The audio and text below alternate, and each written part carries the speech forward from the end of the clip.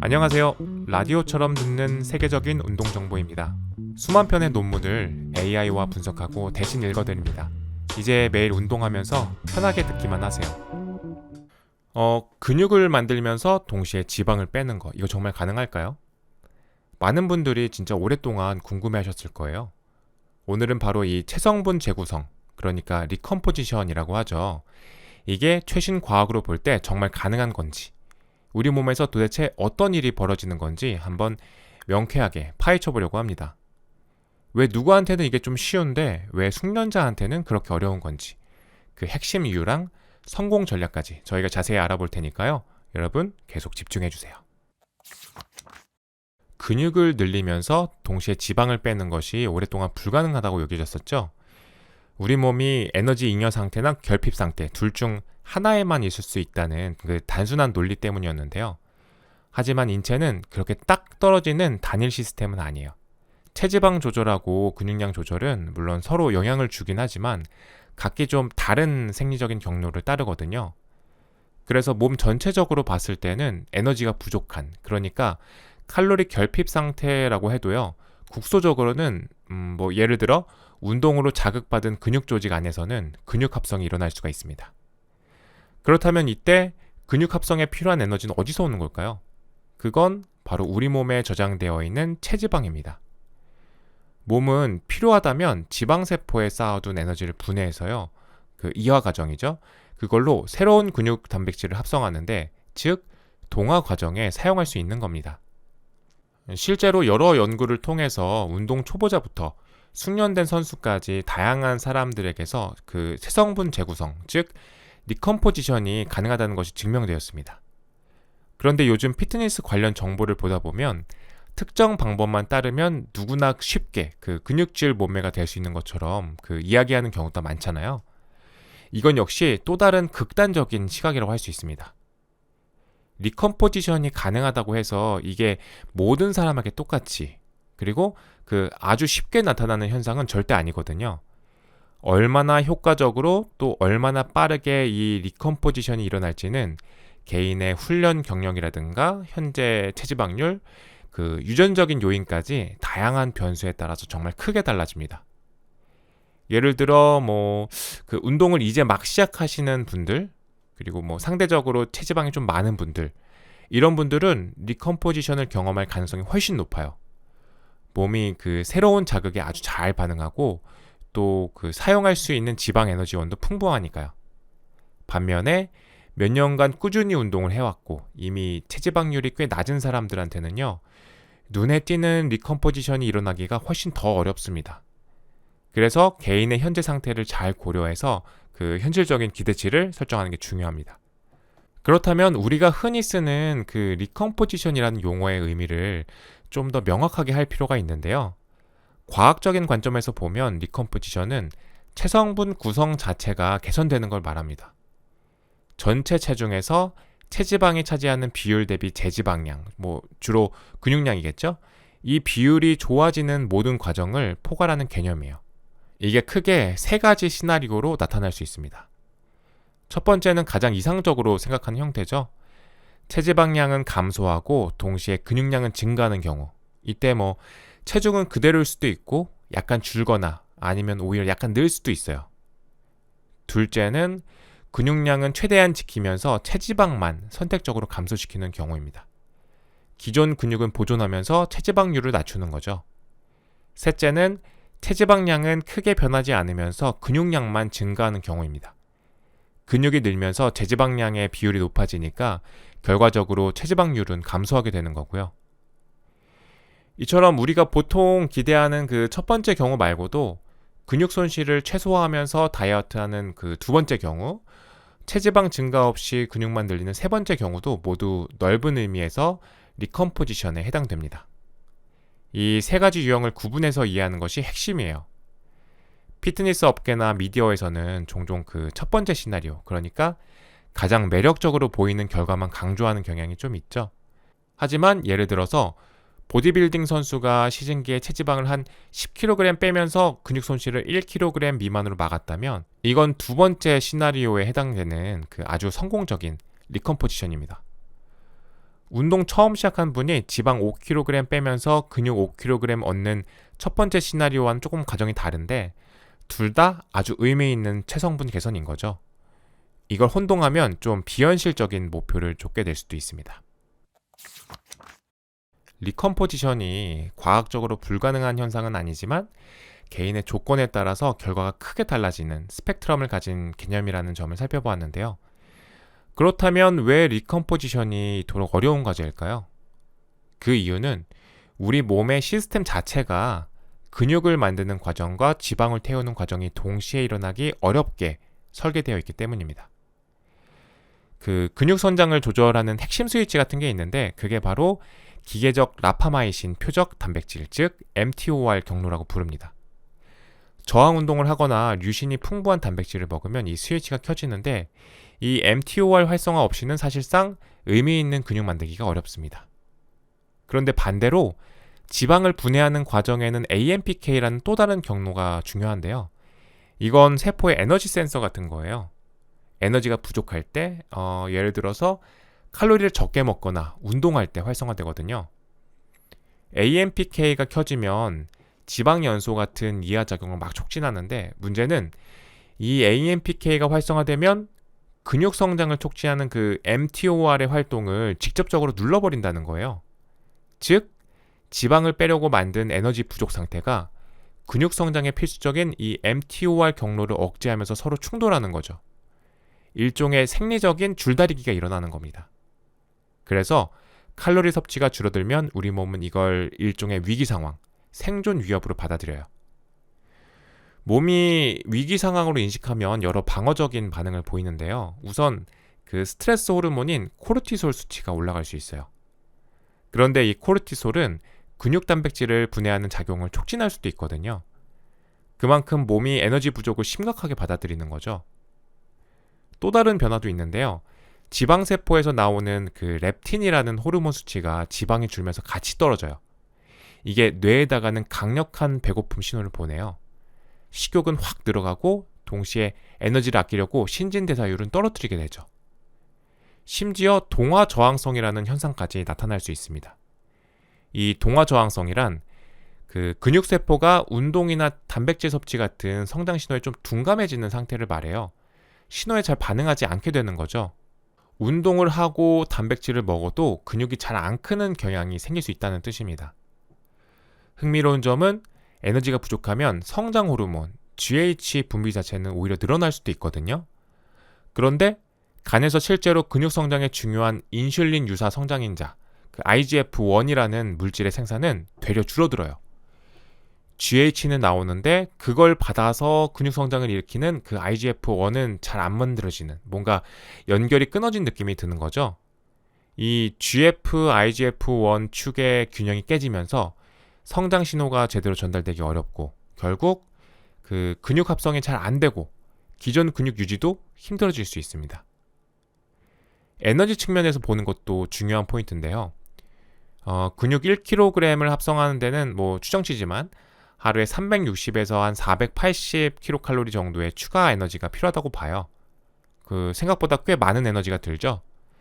반면에 지방 1kg은 에너지 저장량이 어마어마해서 약 한 7700kcal 정도 되거든요. 이걸 빼려면 그만큼의 에너지 결손이 필요한 겁니다. 그렇다면 이 둘을 동시에 하려면 에너지 균형을 어떻게 맞춰야 될까요? 이론적으로는 하루에 한 200에서 500kcal 정도의 그 비교적 적은 에너지 결핍 상태를 유지하는 것이 제한되는데요. 이 정도의 결핍이면 지방 감소를 유도하면서도 근육 합성에 필요한 mTOR를 너무 심하게 억누르지는 않을 수 있다. 이런 가능성을 보는 거죠. 근데 물론 이제 뭐 이것만으로는 부족하고요. 여기서 핵심이 바로 그 신호 강도 싸움입니다. 약한 칼로리 부족 상태는 분명 그 AMPK를 활성화해서 지방 감소 신호와 함께 근육 합성 억제 신호를 보내는데요. 바로 그때 아주 강도 높은 저항 운동을 하고 또 단백질을 정말 많이 먹는 겁니다. 체중 1kg당 1.6g에서 2.4g 이상으로요. 상당히 높은 수준이죠. 이렇게 하면 에너지 부족 때문에 오는 그 근육 만들지 마 신호보다 운동과 단백질로 보내는 근육 만들어라는 신호가 훨씬 더 강해지는 거죠.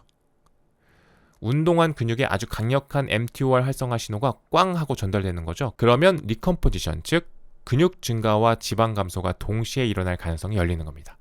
신호 싸움에서 이기는 거죠. 이렇게 되면 단백질의 역할이 단순히 그 근육 재료 공급 그 이상이 되는 건데요. 충분한 원료 공급은 기본이고 칼로리 제한 상황에서도 근육이 빠지는 걸 막아주는 그 독립적인 성장 신호 역할도 합니다. 게다가 단백질은 소화될 때 다른 영양소보다 칼로리 소모도 더 많고 포만감도 높여주니까 식단 지키는 데도 도움이 되고요.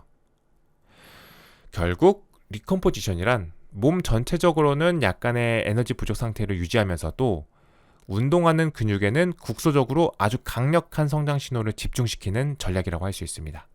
이 전략은 운동 경력에 따라서도 그 성공률이 좀 다른데요. 운동 경험이 적은 초보자분들은 훈련 자체가 몸에 주는 자극이 워낙 그 새롭고 강력해서 성장 신호 자체가 아주 셉니다. 그래서 상대적으로 AMPK 억제를 이겨내기가 좀 더 수월할 수 있죠. 반면에 운동 경력이 오래된 숙련자분들은 몸이 이미 훈련에 많이 적응된 상태잖아요. 그래서 같은 운동을 해도 성장 신호의 강도가 예전 같지 않아서 리컴포지션이 훨씬 더 어렵게 느껴지는 경우가 많습니다. 내용을 정리해보자면 지방 감소를 위한 AMPK 경로 그리고 근육 성장을 위한 MTOR 경로는 에너지 부족 상태에서 기본적으로 충돌한다는 점, 그리고 에너지 부족 시에는 코르티솔 증가나 렙틴 감소, 동화 저항성 같은 우리 몸의 방어적인 반응들이 나타나는 것을 살펴봤고요. 그리고 이런 생리적인 어려움을 극복하고 근육 증가와 지방 감소를 동시에 이루려면 결국 약한 칼로리 제한 환경 속에서도 아주 높은 단백질 섭취, 그리고 강력한 저항 훈련을 통해서 국소적인 성장 신호를 최대한 강하게 보내야 합니다. 여기에 충분한 수면으로 회복과 호르몬 조절을 뒷받침하는 것이 핵심 전략이 된다는 걸 꼭 기억해 주시면 좋겠습니다. 리컴포지션이 어려운 이유를 세포 수준에서 살펴보았는데요. 에너지 결핍 상태가 지방 분해를 촉진하는 AMPK 경로를 활성화시키고 이것이 근성장을 주관하는 MTOR 경로를 억제하는 대사적 줄다리기가 일어난다는 점을 확인했죠. 이제 이 과학적 원리를 바탕으로 왜 사람마다 그 리컴포지션의 기능성이 다른지 구체적으로 살펴보겠습니다. 운동 경험이 전혀 없는 사람이 웨이트 트레이닝 같은 저항 운동을 시작하면 그 처음 몇 달간은 근육량하고 힘이 정말 빠르게 느는 걸 볼 수 있잖아요. 이걸 보통 초보자의 이득, 뉴비 게인스라고 부르죠. 그건 훈련 민감도가 아주 높기 때문에 그래요. 운동이라는 그 새로운 자극에 우리 몸이 굉장히 민감하게 반응을 하는 거예요. 그래서 운동만 하면 그 근단백질 합성, 다시 말해서 근육을 만드는 과정이 엄청나게 촉진됩니다. 이 근육 성장 신호가 워낙 강렬해서 칼로리를 좀 적게 섭취하는 상황에서도 근육 성장을 방해하는 신호를 쉽게 이겨내요. 힘이 세지는 것도 궁금하실 텐데요. 신경계도 빠르게 적응하거든요. 근육들을 더 잘 협응시켜서 효율적으로 사용하게 되니까 힘도 같이 세지는 거죠. 실제로 훈련 경험이 없는 사람들을 대상으로 한 많은 연구들을 보면 저항 운동만으로도 평균 한 1.5kg 정도는 근육량이 늘었다는 결과가 있습니다. 이번에는 처음 운동을 시작할 때 체지방률이 높은 분들의 경우를 한번 살펴볼게요. 특히 과체중이거나 비만인 경우에 리컴포지션에 가장 유리한 조건을 갖췄다고 할 수 있어요. 이걸 영양소 분배 개념이나 피 비율로 설명할 수 있는데요. 피 비율은 체중 변화에서 근육량이 차지하는 비율을 말하는 겁니다. 체지방이 많다는 건 우리 몸에 이미 사용할 수 있는 거대한 에너지 저장고가 있다는 뜻이잖아요. 그래서 칼로리 섭취를 줄여도 몸은 저장된 지방을 연료로 쓰면서 근육 합성에 필요한 에너지를 충분히 공급할 수가 있어요. 바로 그걸 지방 조직의 단백질 보존 효과라고 불러요. 체지방이 충분하면 몸이 어떤 그 기아 상태로 느끼지 않으니까 에너지를 근육 만드는 데 우선적으로 사용하게 되는 거죠. 포브스 같은 연구를 보면 초기 체지방량이 많을수록 체중 감량 시에 제지방 조직, 그러니까 근육 손실 비율이 낮아지는 역곡선 관계가 나타납니다. 물론 노인 여성을 대상으로 한 일부 연구에서는 좀 다른 결과도 있긴 했어요. 하지만 젊거나 그 다양한 연령대의 인구 집단에서는 일반적으로 체지방이 많을수록 리컴포지션에 유리하다고 봅니다. 다음으로 그 예전에 운동을 꽤 하다가 다시 시작하는 사람들의 경우를 알아볼게요. 바로 그 근육 기억, 머슬 메모리 효과 덕분인데요. 과거 그 훈련으로 얻었던 근육을 좀 잃었다가 다시 훈련을 시작하면 처음 운동했을 때보다 훨씬 빠르게 근육과 근력을 회복해요. 전통적으로는 근육세포가 커질 때 위성세포에서 얻은 새로운 핵, 그 근핵이 근육이 위축될 때도 남아 있어서 재훈련 시에 빠른 단백질 합성을 가능하게 한다고 설명했어요. 그런데 최근 연구들, 특히 2022년에 한 메타 분석에서는 그 근핵이 위축이나 노화 과정에서 손실될 수 있다고 보고하고 있어요. 그래서 요즘은 근핵 자체보다는 근육 성장 관련 유전자를 활성화 상태로 유지하는 후성 유전학적 변화가 더 중요할 수 있다는 의견이 나오고 있죠. 한번 켜졌던 스위치가 완전히 꺼지지 않고 다시 켜지기 쉬운 상태로 남아있다라는 개념이죠. 메커니즘이 정확히 무엇이든 간에 훈련 중단자의 근육은 빠른 성장을 위해 준비된 상태인 거고, 이게 그 칼로리가 부족한 상태에서도 근육을 효과적으로 만드는데 도움을 줍니다. 그럼 반대로 이미 몸이 좋고 체지방도 적은 숙련된 사람들은 왜 리컴포지션이 어려울까요? 체지방이 적고 잘 훈련된 개인들은 여러 가지 불리한 요인이 겹쳐서 리컴포지션이 극도로 어려워집니다. 첫째는 근육이 훈련 스트레스에 이미 매우 잘 적응해 있어요. 그래서 동일한 운동을 해도 그로 인한 동화 신호, 그러니까 근성장 신호가 초보자보다 훨씬 약해요. 이걸 반복 운동 효과라고 합니다. 둘째는 체지방이 적으니까 그 에너지 비축량이 부족하잖아요. 그래서 약간의 칼로리 부족만으로도 세포 에너지 스트레스가 커져요. 이러면 강력한 이화 신호, 즉 근분해 신호가 발생하고 동화 저항성이 커집니다. 오히려 근육을 분해하려고 할 수 있죠. 그리고 셋째, 유전적인 근육량 한계에 가까워져 있을 가능성이 높아요. 그래서 아주 이상적인 조건에서도 새로운 근육 성장이 매우 느리고 어렵습니다. 그래서 대회를 준비하는 피지크 선수들을 보면 이분들은 근육 증가보다는 근육 보존에 훨씬 더 초점을 맞추게 되죠. 그런데 이 모든 자연적인 생리 현상을 뒤엎는 변수가 있습니다. 바로 경기력 향상 약물, PED를 사용하는 경우인데요. 이땐 완전히 다른 규칙이 적용된다고 봐야죠. 아나볼릭 안드로게닉 스테로이드 같은 경기력 향상 약물 사용은 체성분 구성의 규칙 자체를 바꿉니다. 이 약물들은 우리 신체의 자연적인 신호 전달 체계를 넘어서는 어떤 그 초생리학적인 동화 상태를 만들어내요. 근단백질 합성을 직접적이고 아주 강력하게 자극하고 근액수를 늘릴 수도 있고요.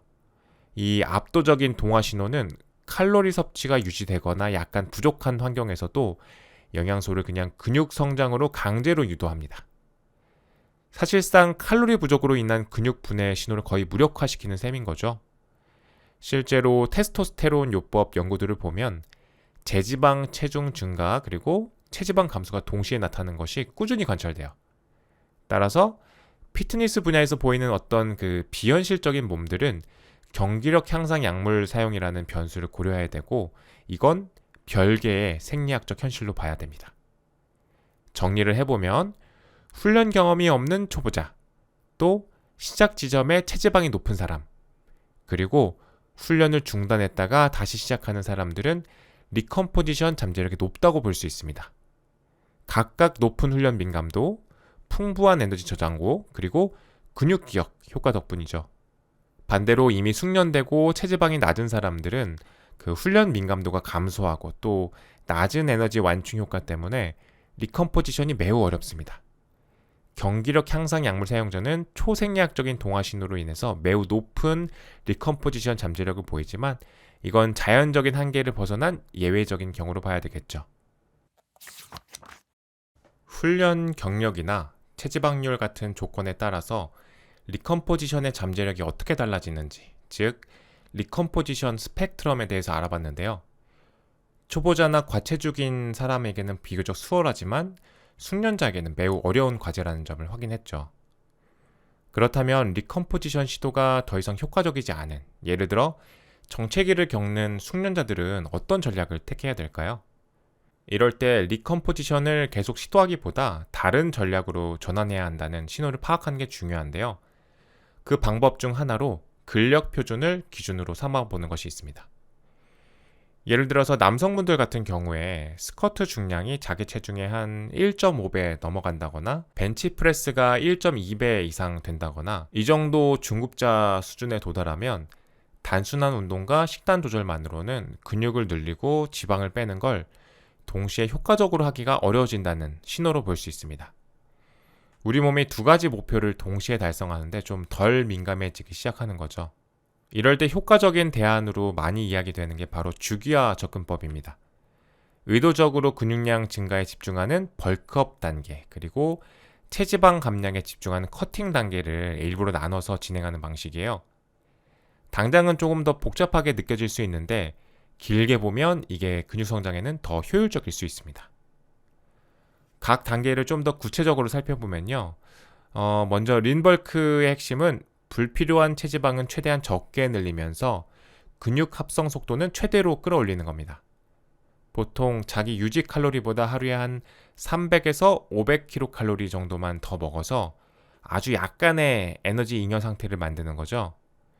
이렇게 하면 일주일에 체중의 한 0.25%에서 0.5% 정도 느리지만 꾸준히 늘게 되는데 이 정도 속도가 근육 증가 대비 지방 증가 비율을 유리하게 가져갈 수 있는 수준입니다. 그리고 단백질은 체중 1kg당 1.6g에서 2.2g 사이로 충분히 드셔주셔야 하고 탄수화물 섭취 비중을 늘리는 게 근육 글리코겐을 채우고 회복하는 데나 근합성 신호에도 좀 더 유리할 수 있어요. 반대로 스마트 컷 단계에서 가장 중요한 목표는 근육 손실을 막으면서 체지방을 빼는 거죠. 그러려면 보통 일주일에 체중의 한 0.5%에서 1% 정도 빼는 속도로 칼로리 섭취를 줄이는 게 일반적인데요. 여기서 진짜 중요한 포인트는 총 칼로리는 줄여도 단백질 섭취는 오히려 늘려야 된다는 점이에요. 제지방량, 즉 지방을 뺀 나머지 체중 1kg당 2.3g에서 많게는 3.1g까지 단백질 섭취를 늘리는 게 근육이 분해되는 걸 막는 데 상당히 도움이 됩니다. 그리고 당연히 고강도 저항 훈련은 계속해야 됩니다. 근육에게 계속 필요하다는 신호를 보내줘야 되니까요. 벌크와 컷 말고 영양주기화라는 개념도 적용해 볼 수 있습니다. 매일 똑같이 먹는 게 아니라 그날 훈련 강도나 활동량에 맞춰서 칼로리와 탄수화물 섭취량을 조절하는 전략이에요. 예를 들면 스쿼트처럼 힘든 하체 운동하는 날에는 칼로리와 탄수화물을 좀 더 많이 먹어서 운동 수행 능력을 올리고 회복도 돕고요. 반대로 쉬는 날이나 가볍게 운동하는 날에는 섭취량을 좀 줄여서 불필요한 지방 축적을 막는 거죠. 결국 근육 증가와 지방 감소를 동시에 하려는 리컴포지션과 방금 설명해드린 주기화된 접근법 사이에서 선택을 해야 되는데요. 리컴포지션은 목표가 단순하고 관리하기 편하다는 장점이 분명히 있어요. 그런데 특히 중급자 이상으로 넘어가면 진행 속도가 많이 느려지고 정체에 부딪히기가 쉽습니다. 반면에 주기화는 벌크업과 커팅 단계를 나눠서 관리해야 하니까 좀 더 복잡하긴 한데 장기적으로 보면 더 큰 폭의 근육량 증가를 가져올 잠재력이 훨씬 높아요.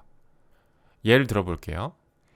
어떤 중급자가 1년 동안 꾸준히 리컴포지션을 해서 근육 1kg을 얻고 동시에 지방도 1kg을 줄였다고 해봐요. 순수 근육량 변화는 플러스 1kg이죠. 그런데 만약 이 사람이 1년 중 8개월은 린벌크를 해서 근육 4kg과 지방 4kg을 얻고 다음 4개월 동안 스마트 컷을 아주 잘해서 늘었던 지방 4kg은 다 빼고 얻은 근육 4kg은 그대로 다 지켰다고 가정해 볼게요. 이 경우에는 순수 근육량 변화가 플러스 4kg이 되는 거예요. 비록 원치 않는 지방이 느는 기간이 있었지만 결과적으로 같은 1년 동안 4배나 많은 근육을 얻게 된 거죠. 이게 가능한 이유는 1년의 3분의 2나 되는 기간 동안 근육 성장 신호, 즉 동화작용 상태를 최대한으로 유지했기 때문입니다. 그래서 경험 있는 코치들은 목적이 뚜렷한 벌크업과 커팅 단계를 나누는 걸 강조하고요. 이때 벌크 대 커팅 비율이라는 게 중요한 관리 포인트가 됩니다. 벌크업을 얼마나 효율적으로, 즉 불필요한 지방 증가를 최소화하면서 진행하느냐가 결국 커팅 기간을 줄여주거든요. 그러면 결과적으로 매년 근육 성장을 촉진하는 상태에 더 많은 시간을 쓸 수 있게 되는 거죠. 결론적으로 우리 몸이 어떻게 적응하는지를 이해하고 거기에 맞춰서 영양이나 훈련 전략을 시기적절하게 바꿔주는 게 꾸준히 발전하기 위한 핵심이라고 할 수 있겠습니다. 장기적인 관점에서 볼 때 주기화는 좀 더 복잡하지만 근육 성장 효율성을 높이는 데는 더 유리한 잠재력을 가지고 있습니다. 운동 정보 너무 많고 복잡하셨죠? 저희가 믿음직한 운동 나침반이 되어 핵심만 정확히 짚어드리겠습니다. 운동하며 똑똑해지는 경험. 구독 버튼으로 지금 바로 시작해보세요. 어떤 주제가 궁금한지 댓글로 알려주시면 저희가 대신 분석하겠습니다. 지금까지 라디오처럼 듣는 세계적인 운동 정보였습니다.